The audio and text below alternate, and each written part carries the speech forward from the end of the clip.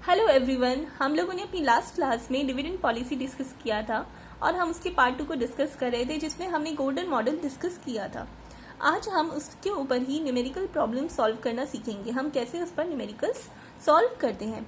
जिस भी कस्टमर ने, जिस भी स्टूडेंट ने अभी तक मेरे उन पार्ट्स को विजिट नहीं किया है, डिस्क्रिप्शन में मैंने लिंक्स प्रोवाइड कर दिए हैं, आप लोग विजिट कर सकते हैं। और अगर आप पहली बार मेरी वीडियोस को विजिट कर रहे हैं तो प्लीज़ मेरे चैनल को सब्सक्राइब कर लीजिए। चलिए अब स्टार्ट करते हैं golden model. So numerical problem solve करने से पहले मैं आपको एक बात बताना चाहती हूँ। देखिए, गोल्डन मॉडल ने हमें क्या बोला। गोल्डन ने कहा if rate of return is greater than K, as similar like Walter model, if R is greater than K, R is internal rate of return और जितना भी हमें रिटर्न मिलता है, और के क्या है, हमारी कॉस्ट ऑफ कैपिटल। अगर रिटर्न जो है हमारा ग्रेटर है के से, तो उस केस में क्या करना चाहिए, अकॉर्डिंग टू गोल्डन हमें क्या करना चाहिए, 100% रिटेन करना चाहिए एंड 0% क्या करना चाहिए, dividend pay out, dividend pay out. Okay. और दूसरा केस उसने बोला if R is less than K then 100% pay out करना चाहिए एंड 0% रिटेन करना चाहिए। अब आप कहोगे मैम आप ये कैसे बोल रहे हो। देखिए, मैं आपको ऑलरेडी एक्सप्लेन कर चुकी हूँ वॉल्टर मॉडल में कि जब हमारा रेट ऑफ रिटर्न ग्रेटर होता है कॉस्ट ऑफ कैपिटल से, तो कंपनी उस जो भी रिटेनिंग हमने की है, 100% रिटेंशन अगर हम कर रहे हैं, तो उसमें ज़्यादा प्रॉफिट देगी एज कम्पेयर टू जो भी हम डिविडेंड पे कर रहे हैं उससे ज़्यादा। ठीक है। और अगर हमारा जो रेट ऑफ रिटर्न ही कम है कॉस्ट ऑफ कैपिटल से, इसमें हमारा रिटर्न जो आ रहा है कंपनी की इन्वेस्टमेंट में वो कम आ रहा है, तो उस केस में कंपनी अगर 0% रिटेन करे तो फ़ायदा होगा किसको, वैल्यू ऑफ द फर्म को। हमने ये भी बात की थी, जो वॉल्टर मॉडल और गोल्डन मॉडल के अकॉर्डिंग जो वैल्यू ऑफ द फर्म होता है वो डिपेंड करता है किस पर, डिविडेंड पे आउट पर। ठीक है।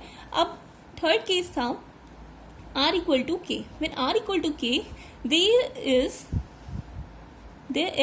indifferent situation.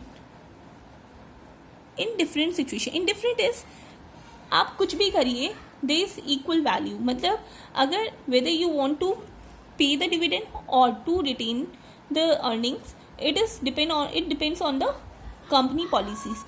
इसमें हमें दोनों में क्या होगा, इक्वल फायदा होगा। ठीक है। तो अगर हम इस पर न्यूमेरिकल सीखते हैं तो उससे आपको अच्छे से क्लियर हो जाएगा होल कंसेप्ट। चलिए, अगर हम R ग्रेटर देन K वाले केस की बात करते हैं, if R is greater than K, ये कौन सी फॉर्म होगी, इन्हें हम कहते हैं ग्रोथ फॉर्म। क्यों? क्योंकि यहाँ पर क्या है, हमें रिटर्न ज़्यादा मिल रहा है। चलिए अब इस पर एक न्यूमेरिकल देखते हैं। देखिए, हमने एक एग्जाम्पल लिया है, इसमें हमने कहा, देखिए R ग्रेटर देन K वाला केस लेकर चलते हैं। When R equal to 15%, K equal to 10%, EPS is earning per share equal to 10 rupees, dividend pay out हमें दिया हुआ है 40%, मीन्स हम अपनी अर्निंग का 40% पे कर रहे हैं एज डिविडेंड। ओके। तो हम डिविडेंड अपना कैलकुलेट कर सकते हैं, दैट इज 40% ऑफ 10, वो क्या हो जाएगा हमारा 4 रुपीज़। ओके। तो अब हम अपने फॉर्मूला में, जो हम ऑलरेडी पढ़ चुके हैं, अपने फॉर्मूला में हम रख सकते हैं, पुट कर सकते हैं एंड कैलकुलेट कर सकते हैं price of share in this situation. तो क्या होगा, प्राइस ऑफ शेयर हमारा होता है P equal to E1 minus B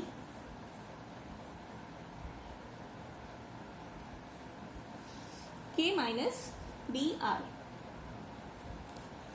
तो इस केस में हमारे पास जो B है, B क्या है, रिटेंशन रेशियो। तो रिटेंशन रेशियो इस केस में क्या होगा, अगर 40% हमारा डिविडेंड पे आउट रेशियो है, तो रिटेंशन रेशियो हमारा क्या होगा, 60%। और 60% को हम कैसे लिख सकते हैं, 60/100 मीन्स 0.6। ओके। तो अब इसकी वैल्यू पुट कर देते हैं।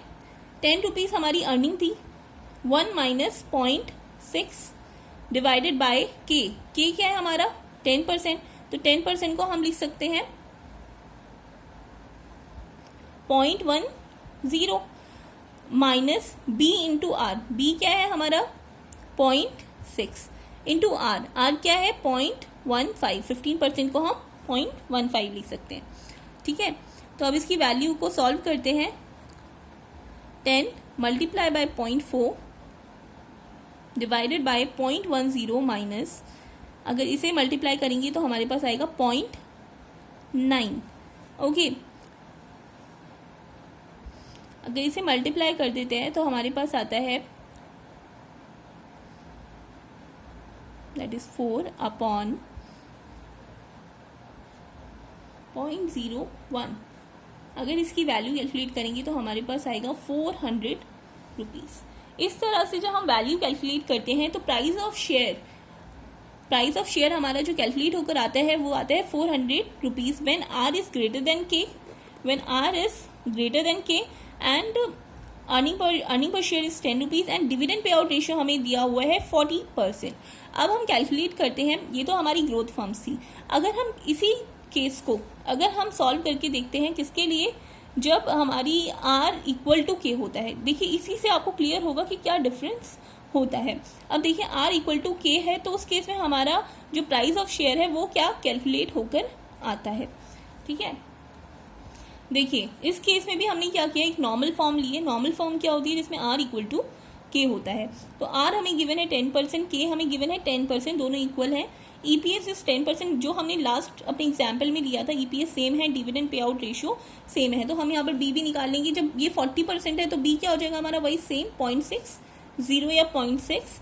तो हम अपने फॉर्मूला में पुट कर देते हैं. फॉर्मूला हमारा क्या था, पी इक्वल टू, आप लोग देखिए, आप लोग जो भी पढ़ रहे हैं प्लीज़ अपने साथ पेन और कॉपी साथ में लेकर बैठिए. देखिए मैं चाहती हूँ हमारी इंटरेक्टिव क्लास हो, आप लोगों को कुछ समझ में आए, क्योंकि मुझे पता है क्वारंटीन टाइम चल रहा है, पता नहीं आप लोग की क्लासेस हो रही हैं नहीं हो रही हैं.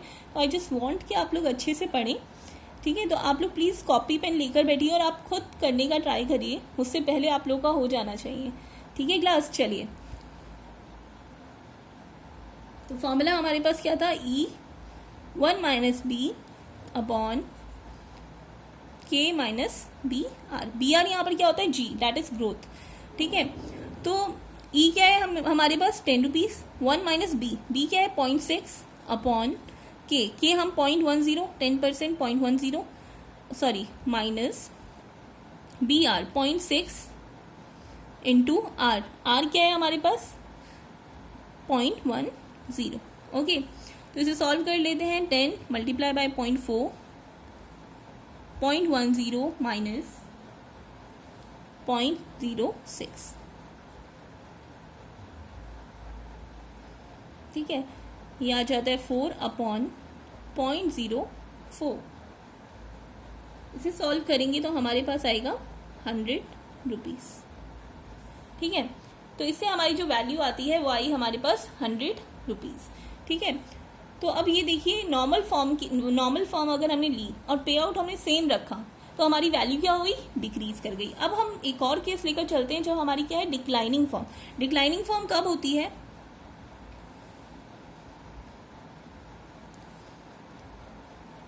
डिक्लाइनिंग फॉर्म कब होगी क्लास, जब हमारा जो आर है वो लेस देन होगा के से, जो हमारा जो रिटर्न है वो कम होगा एज कम्पेयर टू जितना हमने पैसा लगाया कॉस्ट ऑफ कैपिटल से. ठीक है, तो यहाँ पर हम वैसे ही एग्जाम्पल लेकर चलते हैं. हमने मान लीजिए, हमने जो आर माना है यहाँ पर क्या मान लिया 10%. चलिए आर को हम मान लेते हैं 8% मान लेते हैं. ठीक है, और के को हम मान लेते हैं 10%. ओके, अर्निंग पर शेयर हम सेम रखते हैं अपना 10 रुपीज़ और same dividend pay out ratio रखते हैं, दैट इज 40%. तो हमारा क्या हो जाएगा, डी 4 रुपीज़ हो जाएगा. बी हमारा एज यूजुअल 0.60. ठीक है, इस केस में हम फिर से कैलकुलेट करते हैं अपना प्राइस ऑफ शेयर. अब देखते हैं कि हमारा प्राइस ऑफ शेयर क्या आता है. हमने सेम डिविडेंड रखा है, डिविडेंड पे आउट रेशियो हमारा सेम है तीनों केसेस में. ठीक है, तो प्राइस निकालते हैं फिर से. तो ई हमारा क्या है 10 रुपीज़. 1 माइनस बी 0.6 अपॉन के क्या है हमारा 0.10 माइनस बी आर क्या है 0.6 इंटू आर क्या है हमारा 0.08. ठीक है, तो इसे सॉल्व कर लेते हैं. 10.4 अपॉन 0.10 माइनस 0.048. ओके, तो इसे सॉल्व करते हैं. 4 upon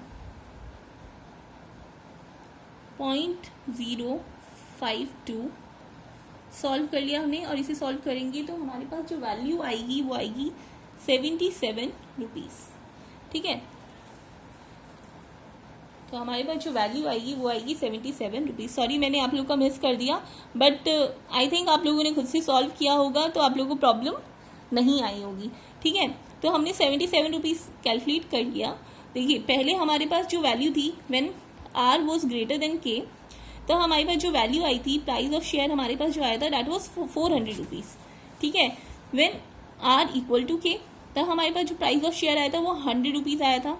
and when R less than K, तो हमारा प्राइस ऑफ शेयर क्या आया था 77 rupees. When dividend pay out ratio is 40%, या हम कह सकते हैं हमारा जो रिटेंशन रेशियो था 60% था। मतलब हम जब रिटेनिंग ज़्यादा कर रहे थे तब हमारा जो ग्रोथ फॉर्म के लिए हमारे पास अच्छा रिजल्ट आया है ना, और जो हमारी डिक्लाइनिंग फॉर्म के लिए बेकार रिजल्ट आया।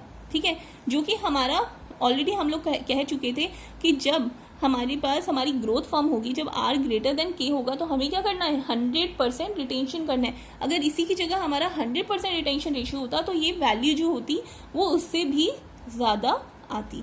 तो इस तरह से हम समझ सकते हैं कि कैसे हमारा जो प्राइस होता है शेयर का वो कैसे अफेक्टेड होता है डिविडेंड पे आउट से। ठीक है, होप आप लोग को अच्छे से क्लियर हो गया होगा कैसे हमारी जो ग्रोथ फॉर्म होती है, डिक्लाइनिंग फॉर्म होती है, नॉर्मल फॉर्म होती है, कैसे अफेक्ट होती है by the pay out ratio.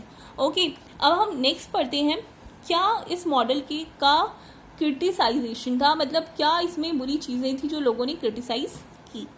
ठीक है, देखिए इसमें जो फर्स्ट क्रिटिसिज्म था वो ये था कि हम लोगों ने कहा था कि हम इसमें एक्सटर्नल फाइनेंसिंग नहीं कर रहे हैं, बट क्या ये प्रैक्टिकली पॉसिबल है कि हम एक्सटर्नल फाइनेंसिंग ना करें। इन्होंने कहा हम डेट कैपिटल नहीं लेंगे, तो इज़ इट पॉसिबल हम डेट कैपिटल ना लें। हर बिजनेस में को चलाने के लिए हमें लोन भी लेना पड़ता है, मोस्टली जो बिजनेसेस होते हैं वो लोन से ही चलते हैं, तो it is not practically possible not to take external financing. So ये हमारा जो एक्सटर्नल फाइनेंसिंग था वो इसका क्या था, एक क्रिटिसिज्म था। ओनली एक्सटर्नल मतलब नॉट या no external financing. Okay, second जो इसका ड्रॉबैक था वो ये था, इसने कहा था कि there is constant rate of return and constant cost of capital. क्या ये पॉसिबल है क्लास? आप बताइए, क्या रेट ऑफ रिटर्न हमेशा कांस्टेंट रहेगा और या कॉस्ट ऑफ कैपिटल जो होगी हमेशा कांस्टेंट रहेगी? ये प्रैक्टिकली पॉसिबल नहीं है, क्योंकि हमेशा जो हमारा मार्केट है वो अनसर्टेन है, और अनसर्टेनिटी की वजह से हमारा जो रिटर्न होता है वो भी फ्लक्चुएट करता है, और कॉस्ट ऑफ कैपिटल भी हमारी क्या करती है, फ्लक्चुएट करती है। तो ये जो गोल्डन मॉडल ने एजम्पशन मानी थी ये भी गलत थी। ठीक है, थर्ड जो इन्होंने माना था वो ये माना था कि देयर इज नो टैक्स। ठीक है, आप लोग बताइए हम क्या टैक्स नहीं पे करते? हम लोग वी ऑलवेज पे टैक्स, और है ना, तो हम लोग को टैक्स पे करना पड़ता है। ऐसा तो कभी होता ही नहीं कि टैक्स ना हो बिजनेस में, तो टैक्स तो हमें पे करना पड़ेगा, इट इज़ अनअवॉइडेबल। तो ये भी जो इसकी एजम्पशन थी वो गलत थी। तो these were the criticism of golden model. Okay, I hope आप लोग का अच्छे से क्लियर हो गया होगा, और अगर आप लोग को क्लियर नहीं हुआ है तो आप लोग कमेंट कर सकते हैं, और आई वॉन्ट अगर आप लोग को ये अच्छे से क्लियर हो गया है तो आप लोग प्लीज़ लाइक कीजिए इस वीडियो को। ठीक है, अब चलिए अब हम नेक्स्ट मॉडल की तरफ चलते हैं, वो है हमारा इररेलेवेंसी थ्योरी का मोदी-ग्लानियन मिलर मॉडल। तो अब ये मोदी-ग्लानियन मिलर मॉडल क्या कहता है? देखिए, इररेलेवेंसी मॉडल दिया था उन्होंने, इररेलेवेंसी थ्योरी को वो फॉलो करते थे। कौन थे वो? मोदी-ग्लानी एंड मिलर्स मॉडल। इसे हम MM मॉडल के नाम से भी जानते हैं, MM हाइपोथेसिस के नाम से भी जानते हैं। ठीक है, इसको हम MM हाइपोथेसिस के नाम से भी जानते हैं। ठीक है, अब देखिए, अब आप कहेंगे मैम ये क्या है? अब ये पहली बात तो आप लोग ये याद रख लीजिए, ये क्या करता है, इररेलेवेंसी थ्योरी को फॉलो करता है।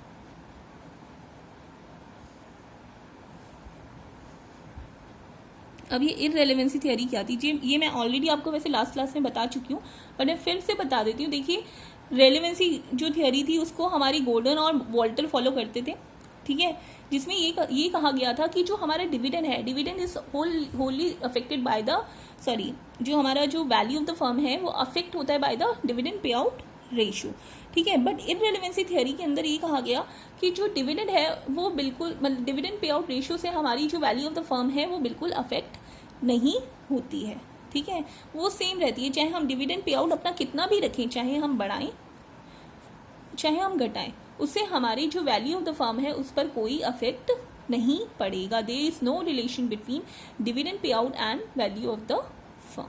ओके, अब ये थी हमारी इररेलेवेंसी थ्योरी, और जिसे किसने दिया था, मोदिग्लानी और मिलर ने, ठीक है। अब इन्होंने क्या कहा, देखिए मोदिग्लानी और मिलर ने ये बात कही कि अगर मान लीजिए हमने शेयर होल्डर को डिविडेंड पे कर दिया, अगर इफ वी पे dividend to share holders,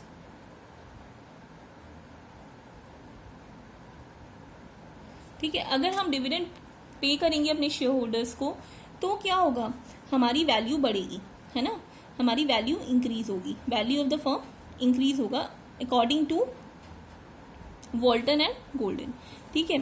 but क्या हुआ, इन्होंने मोदिग्लानी और मिलर ने ये कहा कि जो भी value of the firm increase होगा वो क्या होगा, वो कंपनसेट हो जाएगा किससे, जब वो एक्सटर्नल फाइनेंसिंग करेंगे। कैसे, देखिए, जब वो डिविडेंड पे करेंगे तो उनके पास क्या होगा, फंड कम रह जाएगा, है ना, फंड कम रह जाएगा। तो क्या हुआ, अगर उनके पास कोई इन्वेस्टमेंट अपॉर्चुनिटी आती है तो वो क्या करेंगे, एक्सटर्नल फाइनेंसिंग करेंगे, ठीक है, एक्सटर्नल फाइनेंसिंग करेंगे, मतलब बाहर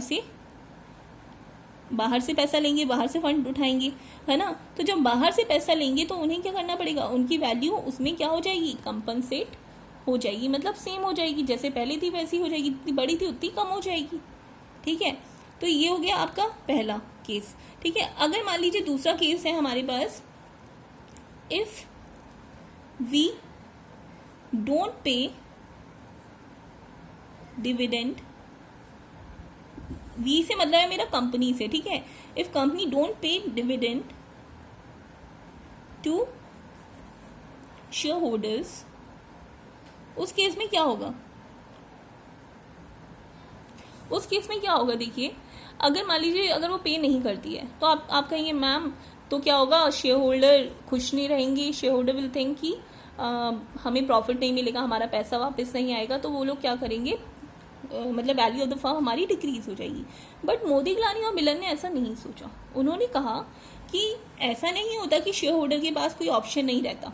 उस केस में शेयर होल्डर क्या कर सकता है, देखिए, शेयर होल्डर की जो भी इनकम होती है वो कैसे होती है, एक तो उसे डिविडेंड मिलता है ना, एक तो उसे डिविडेंड मिलता है, और या फिर वो क्या करता है, कैपिटल गेन उसे मिलता है। अब आप कहेंगे मैम ये कैपिटल गेन कैसे मिलता है उसको, या तो देखो उसने डिविडेंड मिला उसे, आज मैंने अपनी सिक्योरिटी, मतलब मान लो मैंने किसी कंपनी का शेयर खरीदा, एक साल बाद मेरे को उस पर डिविडेंड रिसीव हो गया, ठीक है। अब मैं क्या करती हूँ, उस जो भी कैपिटल थी, जो भी मेरी शेयर्स है, मैंने उसे बेच दिया मार्केट के अंदर, ठीक है। मुझे लगता है कि वो प्रॉफिटेबल नहीं है, या फिर वो बहुत ही अच्छी अभी उसमें है, कंडीशन में है, बहुत अच्छा प्राइस मुझे मिल रहा है मार्केट में, तो मैंने उसे बेच दिया। तो ये इस तरह से जो शेयर होल्डर होता है अपनी इनकम जनरेट कर सकता है डिविडेंड प्लस कैपिटल गेन से, ठीक है। कैपिटल गेन होता है हमारा P1 माइनस P0, देखिए जिस प्राइस पे उसने खरीदा था माइनस जिसमें उसने बेचा, ठीक है। मान लो 100 रुपये में खरीदा था और उसने बेच दिया 105 रुपये में, तो उसका जो कैपिटल गेन हुआ वो कितने रुपए का हो गया, 5 रुपये का, ठीक है। और डिविडेंड उसे मिला, तो these two were the income sources of the share holder, ठीक है। तो इस तरह से शेयर होल्डर कमाता है, ठीक है। अब मान लीजिए उसने पे नहीं, अब हम यहाँ थे कि भाई डिविडेंड अगर मान लीजिए उसे पे नहीं हुआ तो उस केस में वो क्या करेगा, मार्केट में जाकर अपने शेयर को बेच देगा। मार्केट में जाकर अगर वो अपने शेयर को बेच देगा तो उससे उसे पैसा मिल जाएगा, ठीक है। तो ऐसा नहीं है कि अपने डिविडेंड, अब शेयर होल्डर के पास कैश नहीं आएगा तो उस कैश में कन्वर्ट कर सकता है अपने शेयर्स को, किससे, मार्केट में बेच के, ठीक है। जिसे हम कहते हैं होम मेड डिविडेंड। इस टर्म को हम कहते हैं होम मेड डिविडेंड। ठीक है, आप लोग को समझ में आ गया होगा। जैसे क्योंकि अगर उसके पास उसे कंपनी नहीं देती है डिविडेंड, तो वो बाहर से अपने शेयर को बेचकर कैपिटल गेन कमा सकता है। ठीक है, तो इस तरह से दोनों केसेस में मोदीग्लानी ने कहा कि भाई कोई फर्क नहीं पड़ता। चलिए अब हम इसकी अजम्पशन की बात करते हैं कि एमएम मॉडल की अजम्पशंस क्या थी। चलिए ये है अजम्पशंस ऑफ एमएम मॉडल। तो फर्स्ट अजम्पशन है इसमें परफेक्ट कैपिटल मार्केट। तो perfect capital market means investor behaves rationally, means जो इन्वेस्टर है उसे प्रॉपर नॉलेज है मार्केट की। ऐसा नहीं है कि उसे कोई इन्फॉर्मेशन नहीं है। Every investor has equal knowledge of the market. ठीक है, और जो फ्लोटेशन कॉस्ट है, ट्रांजेक्शन कॉस्ट है, वो एग्जिस्ट नहीं करती है मार्केट के अंदर। तो ये इनकी एजम्पशन थी एमएम मॉडल की। सेकंड जो एजम्पशन थी एमएम मॉडल की वो थी नो टैक्सेस, कि देयर इज नो टैक्स, मतलब कोई भी टैक्स एग्जिस्ट नहीं करता है। ठीक है, चाहे आप डिविडेंड पे करें या रिटेन कर रखें या आप कैपिटल गेन्स पे, कोई टैक्स नहीं अवेलेबल है। ठीक है, थर्ड जो एजम्पशन थी वो थी इन्वेस्टमेंट पॉलिसी। जो इन्होंने माना जो फर्म है उसके पास फिक्स्ड इन्वेस्टमेंट पॉलिसी वो फॉलो करती है। ठीक है, और नो रिस्क। फोर्थ एजम्पशन है नो रिस्क, मतलब जो इन्वेस्टर है वो उसके पास कोई रिस्क नहीं है, मतलब वो जो भी फ्यूचर में जो भी एस्टिमेट्स कर रहा है वो विदाउट एनी रिस्क कर सकता है। जो वो सोच रहा है, जो भी उसने एजम्पशन मानी है वो सही ही होगी। ठीक है, तो there is no risk involve, कोई भी रिस्क इन्वॉल्व नहीं है। फिफ्थ जो इनकी एजम्पशन थी वो ये थी कि ये बहुत ही ज़्यादा इंपॉर्टेंट एजम्पशन है, मैं आपको इसका लॉजिक भी बताऊंगी। इन्होंने माना कि जो रेट ऑफ रिटर्न है वो कॉस्ट ऑफ कैपिटल के बराबर होती है, और हर जो प्रोजेक्ट है, every project has equal rate of return. अब आप कहोगे हर सिक्योरिटी की इक्वल रेट ऑफ रिटर्न है। अब आप कहेंगे मैम ये कैसे पॉसिबल है कि हर सिक्योरिटी की एक ही इक्वल रेट ऑफ रिटर्न हो। तो जो एमएम मॉडल था उसने ऐसा ही माना। देखिए, अगर मान लीजिए हमारे पास एक सिक्योरिटी है जिसका जो रेट ऑफ रिटर्न है वो कम है, और एक सिक्योरिटी है जिसका रेट ऑफ रिटर्न ज़्यादा है। ठीक है, अगर मान लीजिए S1 सिक्योरिटी है जिसका रेट ऑफ रिटर्न क्या है, कम है, और S2 सिक्योरिटी है जिसका रेट ऑफ रिटर्न क्या है, ज़्यादा है। तो शेयर होल्डर जो भी है, शेयर होल्डर विल थिंक कि हाँ भाई मैं इस सिक्योरिटी को क्या करता हूँ, मार्केट में बेच देता हूँ क्योंकि इसमें मुझे अच्छा रिटर्न मिल रहा है। ठीक है, तो जो ये वाली सिक्योरिटीज़ हैं इनको बहुत ज़्यादा सेल किया जाएगा मार्केट में। ठीक है, और ये जो सिक्योरिटीज़ हैं ये क्या है, इन पर रेट ऑफ रिटर्न कम है। इस मीन्स इनका जो प्राइस होगा मार्केट में वो क्या होगा, कम होगा। तो इसको जो होगा, बायर जो होगा, जो भी इन्वेस्टर होगा वो खरीदेगा, वो सोचेगा ये बहुत कम रेट में मुझे मिल रही है। तो तब तक ये बाइंग सेलिंग कंटिन्यू रहती है जब तक दोनों सिक्योरिटीज़ का प्राइस सेम ना हो जाए।